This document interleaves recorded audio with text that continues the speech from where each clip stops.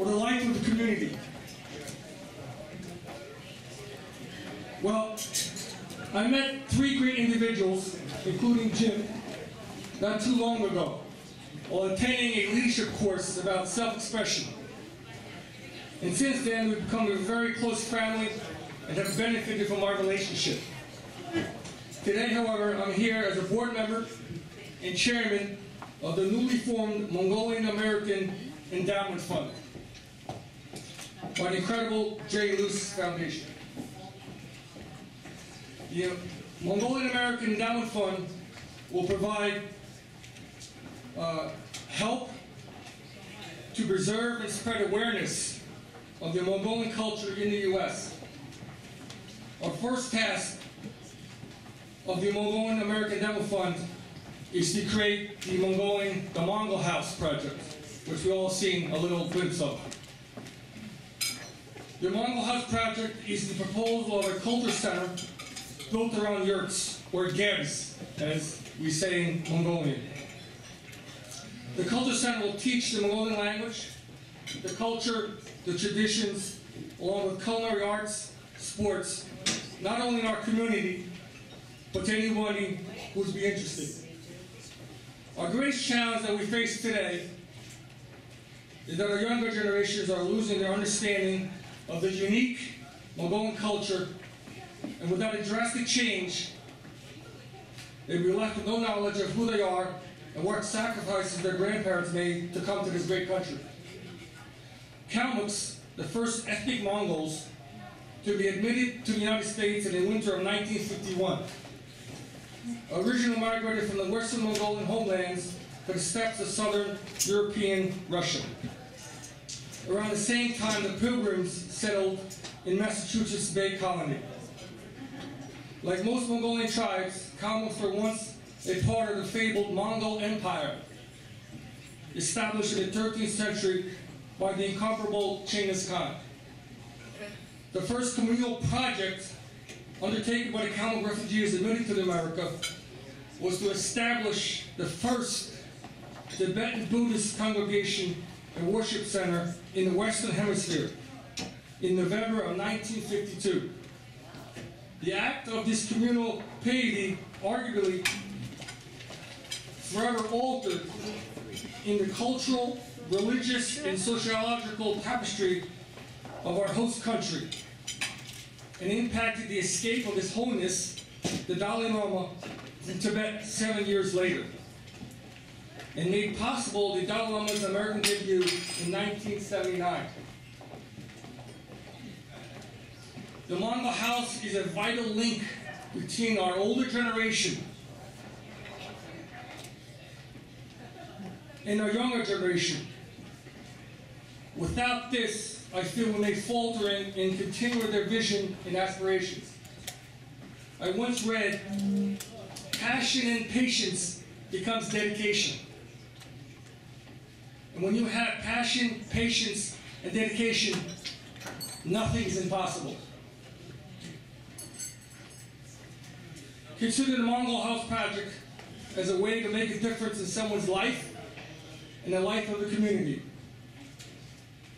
I invite everyone to be a stakeholder in this project, whether it be a financial stakeholder, a professional services stakeholder, or a volunteer stakeholder.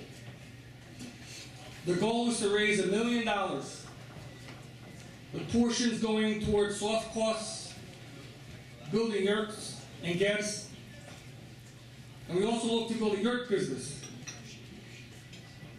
with the remainder of the money going to hard costs of the project.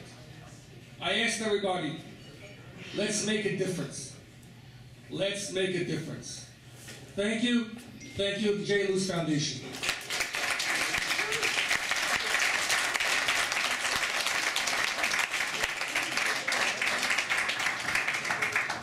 Israel, is that you by the door there? Get the guys in here because I have surprises in my speech. I want all the guys in here because what I'm going to say is, one, a lot of work for you guys, but two, is going to change your life. So I need the guys in here. You kicked us out like an hour ago.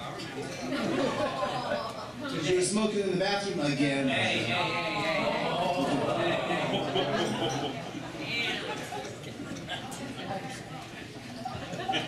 I don't remember saying it on stage, but that's fine.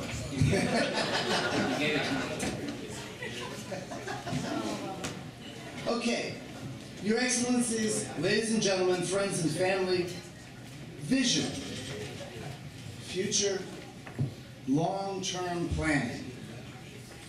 In October 2034, the First World Congress of the J. Luce Foundation and its affiliated organizations will meet in Manhattan, disperse interest on our endowment funds, review our rich history, and chart our future.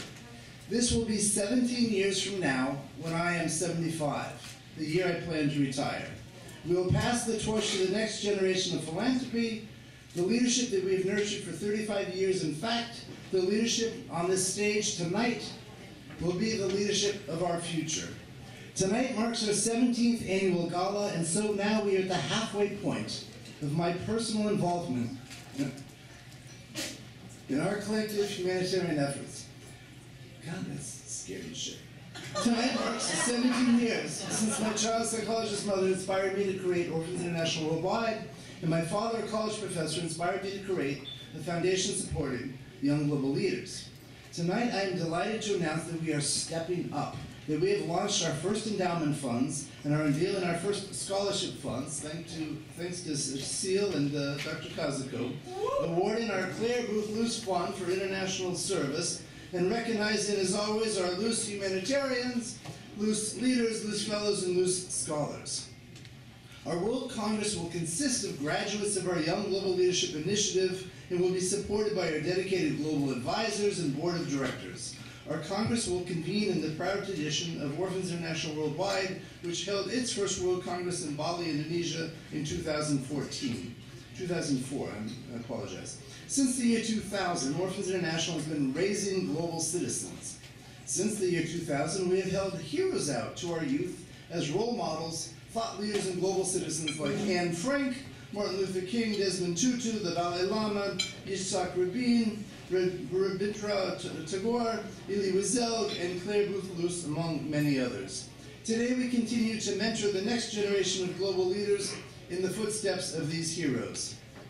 After raising my son, I am most proud of having developed a plethora of leadership training and opportunities for young people in New York and around the world to understand the importance of integrity, landmark note, integrity, honor, perseverance, benevolence, and of course, stewardship. Our history will remember the contribution made here over the years by John Lee, Nigel Roberts, who was unable to be with us tonight, and Tony Abdelghani. Through the Stewardship Report on Connecting Goodness, our online communications platform, we have developed an extremely strong program to mentor the next generation of leadership. We now have the Luce Leadership Experience with Georgia Nomikos, our students traveling to Greece, the cradle of democracy, our New York Global Leaders Lions Club with our district governor here, Peter Bergolas. Stand up, Peter, and say hi with your lovely wife.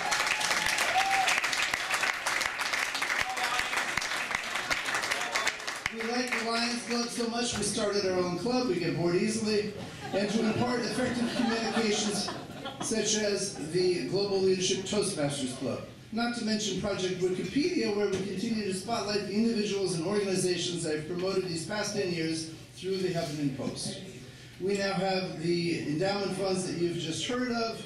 We are creating a virtual menu of giving opportunities to repair the world. Conservatives in this family proclaim family values.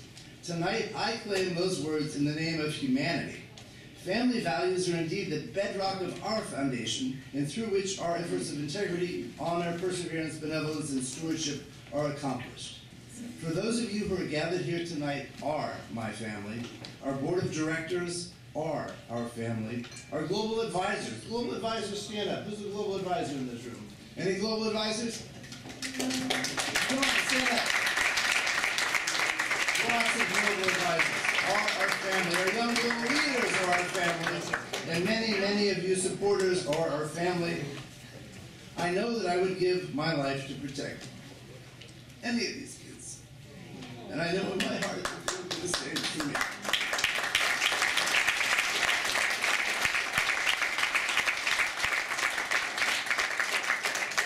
gathered tonight in this illustrious National Arts Club thanks to Francis Dubois.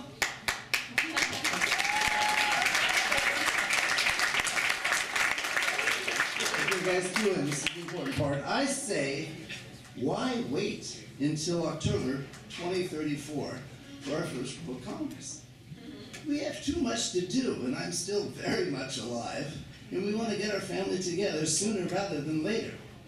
Therefore, I announce tonight that stepping forward, we will convene the first World Congress of the J. Luce Foundation next October in Luce Hall of Yale University in New Haven, Connecticut. And further, as of this afternoon, Yale University is going to pay one of our young global leaders who's at Yale now to coordinate it on their dime, which is really exciting.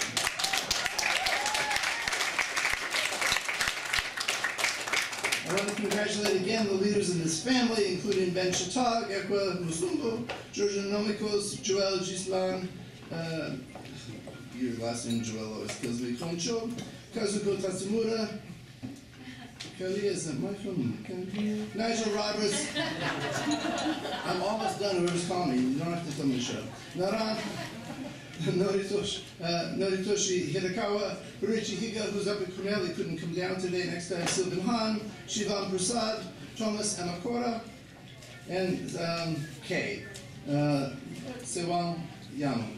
Thomas, I just want to say that I appreciate you lending a sense of diversity to our stage tonight. It's nice to have a token straight guy up here.